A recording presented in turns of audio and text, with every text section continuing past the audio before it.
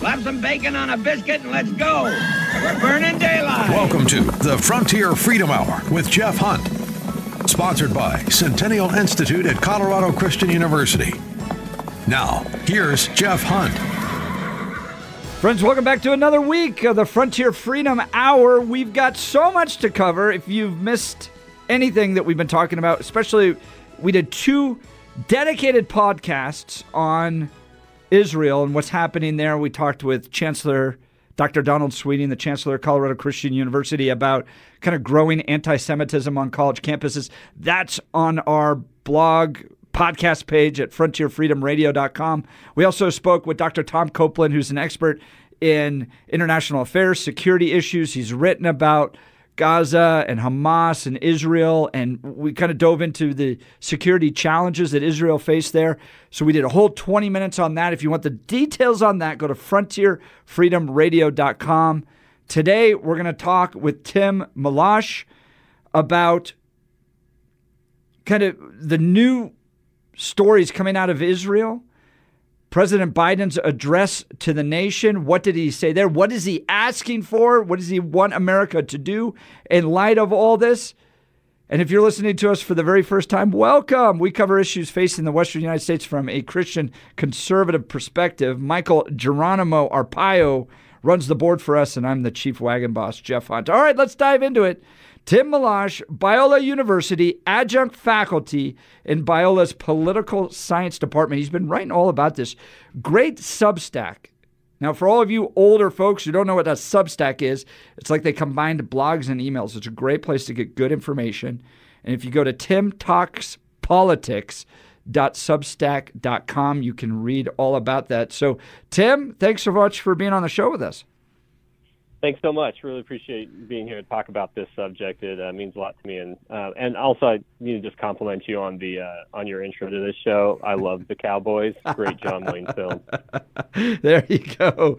Have you been given a cowboy name? A lot of times we give folks cowboy names. Maybe we'll have to come up. That'll be the goal. By the end of the show, we'll come up with a cowboy name for you. But great. Do you have a cowboy name yet? I don't have one yet, no.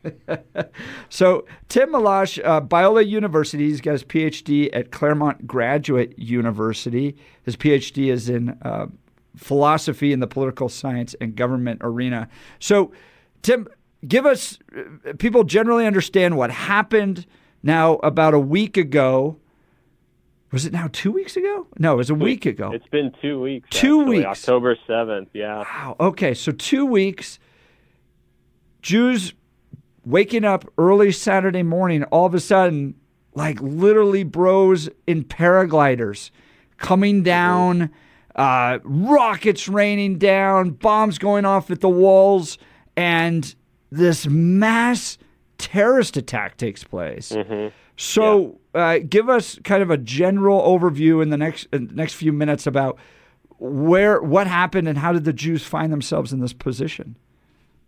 Yeah, well, that's a really big question to hit, and I'll actually refer listeners back to the initial interview you did with Tom. I listened to that one and thought he outlined kind of like some of the security and intelligence breakdowns for Israel that kind of like left them exposed to this attack. I mean, I think there's definitely going to be a lot that gets discussed and evaluated in the days and weeks and maybe even months following this. But where we stand now, I think what people are wrestling with, and especially in Israel, but even in foreign capitals around the world, is kind of this threat that never went away. The threat of radical Islamist terrorism never went away. We kind of thought it went away when we kind of got rid of most of ISIS, or at least tamped it down and pushed it out. And certainly the Biden administration has done a pretty good job of, putting their fingers in their ears post-Afghanistan, of just ignoring that, like, hey, these groups are still out there. ISIS is still out there, Al-Qaeda is still out there, Taliban is still out there. And we kind of tend to forget that Hamas and Hezbollah are part of that constellation. Now, these groups don't all like each other all the time. They'll even fight against each other all the time. But when it comes to groups that are sponsored by Iran, very directly, of which Hezbollah and Hamas are two of the main ones, but even the Houthi rebels in Yemen are another group. There's quite a network actually across the region of Iranian-sponsored terror groups. We tend to forget that that's part of that world too. That these groups are still there; they still pose threats, and maybe they don't pose a direct threat to the American, the American homeland, but they certainly pose a very real threat to Israel, and that's what we discovered a couple of weeks ago. And like you, I'm still kind of like in shock that it's been 2 weeks, because it's felt like a bit of a time warp. That it's just this, every story coming out, it's just this unfolding, this unfolding atrocity, as we keep hearing stories about Hamas and how they attacked, the brutality with which they treated their victims.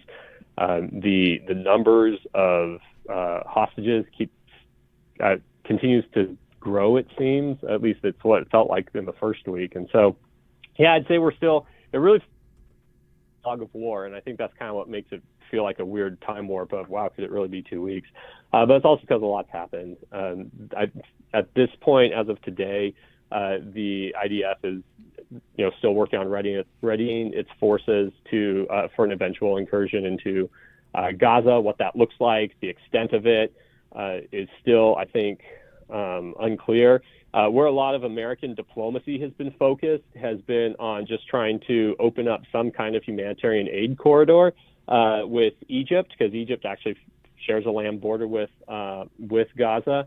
But actually, while America and Israel have agreed on getting humanitarian aid into the southern end of Gaza, it's actually been Egypt that's been digging in its heels a little bit, and it's really slowed down the aid. So the story has been that aid from around the world is kind of piling up there at the one border crossing between Egypt and Gaza. And so while you hear stories about a humanitarian catastrophe, that's the word that the UN's been using, and a lot of other world leaders, unfolding in Gaza, that's certainly true. But you're going to see a lot of groups trying to use that. Hamas, for example, the Muslim Brotherhood, Iran, they're going to use that for propaganda to say, like, see how inhumane Israel is. But at the end of the day, it's a very complex situation. Israel's given directions for people to clear the area. They've asked, they've told Gazans in the northern part of the Strip to leave, that they're coming in there, and Gazans are trying to leave. Reports are Hamas is not letting them leave. And then you have these other countries like Egypt, slow pedaling, getting humanitarian aid into the south of Gaza as people, as refugees flood into and pack into that southern end. So it really is a humanitarian mess. It is a really humanitarian disaster. I think we need to actually wrestle with that, even as we keep our eye on the security situation. Do you think Democrats are ever surprised to find out that other countries have borders? Right, well, actually, Egypt's like, hey, we don't want you here. We have borders. We are nationalists. Well, it's not just Egypt. Jordan has said the same thing. I think King Abdullah II, who's the king of in Jordan, more or less said the same thing. Like, we're not taking Palestinians in. At least he said that this week. That was one of the last quotes I saw from him. So, and that has its own challenges. We can dive into why neighboring Arab countries wouldn't want to take in additional Palestinian refugees. They already have pretty large Palestinian populations in those countries. I actually made that same statement to my students at Biola this last week. Is that I think Democrats are going to be a little surprised that some countries care about their borders, because I think they will be surprised. I think the general operating assumption is, well, if people need help, you let them into your country, because that's what America's done. That's what many European countries did do. But they've been rolling up their welcome mats, not just for refugees from the Middle East, but even now as the Ukrainian war has continued, there's even been border tensions over that, and how far do we go in taking in refugees? That's a real challenge for any country. And just kind of starting with an assumption that we can just absorb X number, whatever number of refugees for any country That's a pretty naive statement. Countries are like human beings, right? They're groupings of human beings. Human beings are limited. The countries that they establish, live in, and try to organize are also limited, have limited resources, have limited capacity. So there's real limitations that are involved with it, which, is definitely not.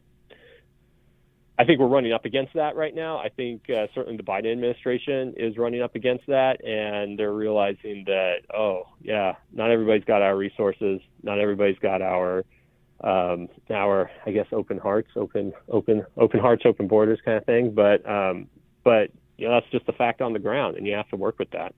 I wonder, too, first of all, we're talking with Tim Milosch. He's a professor at Biola University, adjunct faculty in Biola's political science department. There's also just, I think other nations understand that there are different values in different cultures, right? Mm-hmm. This was kind of Yoram Hazony's great contribution this last few years, the Israeli political philosopher. It's like, not everybody shares your values. And conservatives are looking at, what happened in Afghanistan and going, we spent trillions of dollars, 20 years, and a lot of soldiers' blood to try to bring democracy to a country that when we left 3 days later threw all the girls out of their schools. They have different values, and you can't just allow people to come in that aren't willing to assimilate into your culture and create little kind of neighborhoods that don't buy into the values of that country. That creates problems, and it's crazy that Egypt and Jordan and others recognize that, but some of our political leaders here don't. All right, Jeff Hunt interviewing Tim Milosch on the Frontier Freedom Hour. We're up against a commercial break, so we'll be right back. You're not going to miss it. We're going to get some updates on Israel, and we're going to talk about Biden's national address. So stick around through these messages. We'll be right back.